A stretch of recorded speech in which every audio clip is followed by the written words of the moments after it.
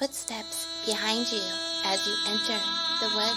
Night draws back its cape. Light illumines your path. Open your eyes. Listen. Welcome to Dark Softly Tales. Dark stories for dark hearts. I'm Mav Sky.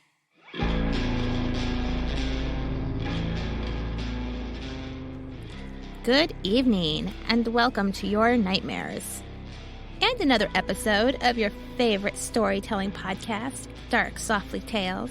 I'm your host, Mav, and I'll be guiding you through an orchestrated graveyard this evening with a tale called Dapper Cadaver. I'd like to take a moment before we start to thank you for listening.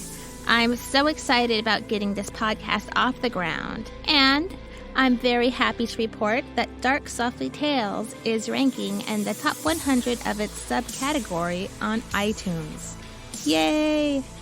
Let's keep it going, and you, lovely listener, can help with that. How, you may ask? By rating or reviewing the podcast wherever you are listening. This helps other people find the program, and then it pushes the show up through the ranks. Hopefully we can get it up to the top 20. Wouldn't that be amazing? Okay, back to the show. Dapper Cadaver was originally published in my book Graveyards, 3 Tales to Chill Your Bones. You can find links to that in the show notes. During a good old-fashioned Texas thunderstorm, I lay in bed that night thinking it sounded like a symphony of death outside. And then, because I'm me, I imagined what a dance with death might look like in a graveyard, with a lovely symphony of thunder and lightning in the background. A dance with death is not a new concept. Most of you are probably familiar with the French phrase danse macabre. It is an allegory from the medieval times. No matter what our race, gender, or station in life, death equalizes and unites us all. We are each entitled to a single fated dance with the inevitable. With these thoughts in my mind that stormy night, I flipped on my bedside light, snatched up my laptop, and began to type. This story is what happened next. The ending may or may not seem rather severe to some listeners, but personally, I find it cryptically romantic. Besides, I wouldn't want to scare you, would I?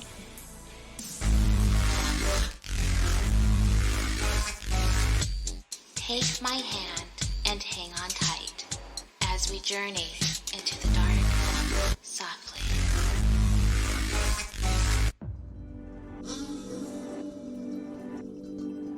Dapper Cadaver by Mav Sky. Thunderclouds whirled circles overhead. They screamed electric blue lightning bolts, torching the graveyard. Rain seethed from the heavens, drenching the valley of graves below. A young woman knelt among them. The horrid ditch gaped its mouth wide at her feet, half choking with rainwater. Joey rocked forward on her knees, reaching into the muddy abyss. Deeper, deeper. The grave was unmarked, shallow, and as old as sin. Joey was glad she didn't have to be the one to dig it up. No, she thought, I'm just the body snatcher. Lightning pulsed through the clouds as if it had read her thoughts. Thunder applauded. She stretched her arm out as far as it would go. 4 feet down was a long way, but she needed the money. The party was 2 hours away, and she promised to pay her ex-best friend, Leona, back for the dress. Leona was the current it girl, and the last thing Joey needed was to be on the it girl's bad side. Joey had found Doc Hollywood's number on the cafeteria's miscellaneous poke board. The good doctor had promised her $500 if she would snatch this cadaver and bring it back tonight. The storm gave her plenty of cover. She now lay flat on her stomach and stretched, plunging her hand deep into the puddle. She considered heading back to the dorm and scavenging up a shovel. She began lifting her arm from the water when she felt it. fingertips on hers. A long, bony touch. Joey froze. Was it real, or was it her imagination? As if in reply, something poked hard into her palm. Startled, Joey drew her arm up and examined her hand. A small blister formed where the thing had poked her. Thunder boomed overhead. A gale of wind blew Joey's hair into her eyes. She gathered her wet hair and twisted it at the nape of her neck, then leaned over and gazed into the muddy pool of water. From the depths of the murk, hollow eyes and a gawking mouth rose, then emerged from the dark. Lightning crackled, and Joey screamed, falling backwards. A skull bobbed on the surface, quivering this way and that with the ripple of wind and water. Joey cringed. Shit, forget this. She wiped her muddy hands on her sweatshirt and felt her cell buzz in her front pocket. She pulled it out, covering the top with her hand. It was a text from Leona. It said, "You got my money, bitch?" Joey glanced at the skull again and bit her lip in trepidation. It was floating on the surface, ready to be plucked. Joey made up her mind and typed back, "Yeah, cunt." She stowed the cell, then bent over the grave again. The skull nodded on the surface, its face reflecting the storm above. Joey swallowed hard, cursed, then rolled up her sopping wet sleeves and reached for it. Her fingers curled under the jaw and through the mouth. Her other hand cradled the cranium.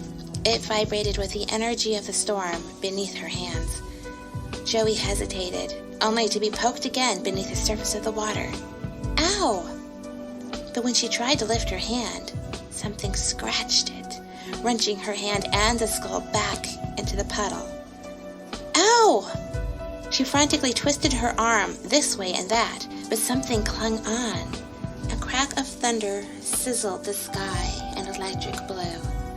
She finally managed to yank her hand to just above the surface of the puddle when she caught a glimpse of what clutched her. A hand, a skeletal hand, its metacarpals and phalanges gripped hers. But that was impossible. Joey's medical mind took over. Fascination replaced fear for the moment, and she examined the dark depths hostage-ing her arm. The hollow eyes of the skull gaped just barely below the surface. A fiery shimmer gazed within them. Was it a reflection of the lightning? But how bright, how crimson the eyes glowed. The skeletal hand gripping hers squeezed. It was gentle, not as in a friendly handshake, but a soft squeeze that two lovers might share. Startled, Joey withdrew her hand, and the skeletal bones released her. She fell back with the force, falling into the mud. The skull sank, disappearing once more. She inspected her palm, which was fine, except the one blister. She slicked back her hair again, bit her lip, glanced around, and hesitated near the grave. Joey had learned in her pre-med that a human skeleton weighs only about a third of what its full body would have weighed. She handled many cadavers in her class and knew what bones felt like, what they were and what they weren't. If it wasn't the weight of the bones pulling her into the water, then what was? She glanced around again, speaking her suspicion into the storm. Doc? Doc Hollywood? Is this some kind of joke? A cat scowled in the distance. Are you here? This time, the cat did not reply, nor did anything else. Raindrops and fear shivered her spine. Something was off, completely wrong. The night crackled with charged magic, and Joey backed away from the grave on all fours, her hands slipping in the mud. Something bobbed up again in the grave water, and she peered in. The skull surfaced in the water. Once more, fire shimmered in its dark, wide eyes, and its mouth stretched into a toothy smile. Two bony hands thrust out of the water. The The skeleton placed its gaunt fingers on the grass and pulled itself up and out of the ditch. Stunned, Joey scrambled in the mud, her sneakers slipping in the sludge. As the skeleton rose to its full height, Joey's jaw dropped, and her wet black hair slicked like a pony's down her back. Breath escaped her. A cricket chirped nearby, and then another, high-pitched and stringy, like a haunted violin. Toads croaked in low bass. Moths supplied the tenor. Crows cawed in poetry.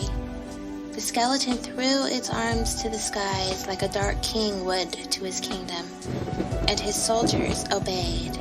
Leaves whirled, thunder clapped, clouds frothed mist. The dead supplied groans and moans, music pouring from every grave. Lightning crackled through the skull, sending a thrill and a zing through its gaunt bones. It spread its arms wide, conducting the chorus of the dead, then froze as if recalling something that it was supposed to do. It cut the air with its bony finger, silencing his symphony. It angled its face down toward Joey. She inched backwards from the Dark Lord. Slowly, the skeleton tilted his head to the side and lowered his hands, palms up, as if asking Joey something. Something terribly, horribly, dreadfully important. It awaited her reply. Joey gulped hard, staring into its hellish eyes. I don't want to die? It was supposed to be a statement, but it came out as a question. The skull shook his head as if disappointed. It swayed its pelvis in an Elvis swing and offered her its long, long fingers. No way. Joey jumped to her feet, stabilized, and leapt away from the skeleton. 2 quiet steps stalked her, and the skeleton caught Joey up in its arms and twisted her around toward him. She kicked its shins, waved her arms, beat its bony chest. "Let me go!" But it didn't seem to notice. It wrapped its long arms about her as if comforting, snuggled her face into its gaunt neck, and with a flick of the wrist, the dreadful symphony tantalized the graveyard once more. Crickets played their demonic strings, and the dance with the devil commenced. Joey drowned in her own cries. The skeleton, silvery under the lightning flash, unraveled her from its sinewy arms, grasped her waist, and waltzed her across the graves. She refused to move her legs, and yet they began to move. She willed her body frozen, but her limbs stirred, awakened, and she began to dance, nimble and free as a ballerina puppet. No! They paused, and the skeleton lowered his face to Joey's as if to kiss her. She looked through the empty eyes of his skull and saw shadows of women torn apart, children wailing in brimstone. Joey's throat burned with her own scream. It echoed through the graveyard. The skeleton pet her wet hair like a lover. Her cell phone rang. All of the torments of hell stopped. Her breath caught within her. Was this real or a dream? The skeleton retrieved her cell, pushed a button, and Leona's snarky voice said, "I can make your life hell, bitch." The skeleton looked from the phone to Joey, from Joey to the phone, and the voice said, "Do you want that? Tell me, do you?" The Dark Lord's gaping mouth stirred into a grin, and a deep voice thundered from the heavens, "Yes!" The voice on the other end shrieked, and the skeleton threw the cell into its own open grave. The voice drowned in water. He shook his skull side to side, as if he were very disappointed, and then snatched up Joey's hand. Her fingers moved against her will. They grasped his. He drew her fingers to his deep, dark grin and air-kissed them. He placed a hand on her hip, and with a boom from the heavens, they were off again, dancing among glassy drops from the heavens. Their feet slid across obsidian mirrors. Graves shone like stars. The dead crooned like demons, and they whirled and whirled, tangoed and discoed in the storm. As they did, Joey's sweatshirt caught fire. Her tights burned into smoke. Crimson rubies, her own lifeblood, wrapped about her skin, clutching her like a dress. Pain mixed with pleasure. Her body and soul rejoiced in the dark beauty of seduction, debauchery they had never taught her in med school. At long last, when her legs gave out from exhaustion, when her mind numbed from horror and excitement, ears buzzed with monstrous, tempestuous music, the skeleton halted and gazed down at her with his wet, shimmering skull. They were back at the ditch from where he had climbed out. He moved his face close to hers as if for a kiss. Fear and tears brimmed in Joey's eyes. "What do you want with me?" her eyes asked, without her lips moving or making a sound. Instead of kissing her, its skull ducked to her ear and whispered, soft and leathery, "Doc Hollywood wants you." Joey's mouth formed the question for her thoughts.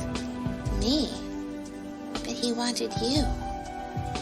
The skull shook its head back and forth, waiting patiently for her mortal mind to grasp what it had suspected from the first moment their eyes had met in the puddle. No. Oh no. Yes. Oh yes, it whispered back in its leathery, grainy voice, stroking her hair like a lover. It laughed. Oh, how it laughed. And as it did, lightning struck its skull. Joey could suddenly move her arms, body, legs. She pushed at the skeleton, and for a slight moment, dazed by the lightning, the skeleton lost his stance and fell into the ditch. Joey was out of the skeleton's arms and back into the mud. She slipped and slid, scrambled, and finally ran with all the might she had. But it wasn't enough. The skeleton stomped behind her. It reached its long, sinewy arms out, clasped its fingers about her waist, lifted her from the ground, and pressed her to its chest. "It's time for us to sleep, beauty." She screamed and screamed. The dead moaned. Moths beat their wings in high tenor. The crickets strummed their strings, louder, louder. Thunder clapped as both woman and skeleton fell backwards into the grave. Together, they sank into the pool of decay until death overcame the other.